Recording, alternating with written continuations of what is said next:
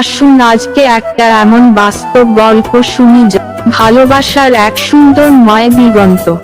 মানুষের জীবনে কিছু মুহূর্ত থাকে যা পুরো পৃথিবী বদলে দেয়।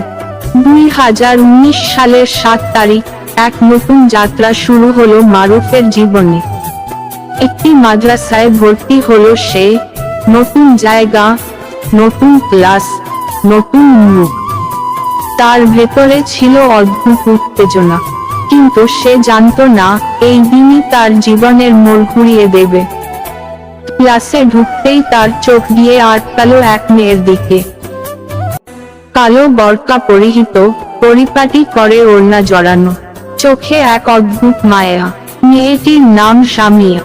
মারুফের হৃদয়ের স্পন্দন বেড়েই চলছে। সে মনে মনে ভাবে, আল্লাহকে সে কেন মনে হচ্ছে আমার পৃথিবী থেমে গেছে। সেই প্রথম দৃষ্টি বদলে দিল মারুফের জীবন। এক অচেনা কষ্ট, এক অচেনা আকর্ষণ ভর করলো তার হৃদয়ে। দিন যায়, রাত আসে, কিন্তু প্রতিটি মুহূর্তে সামিয়ার মুখ ভেসে ওঠে মারুফের চোখে। সে তাকাতে চায়, আবার সংকোচে চোখ নামিয়ে নেয়। কথা বলতে চায়, কিন্তু সাহস হয় না।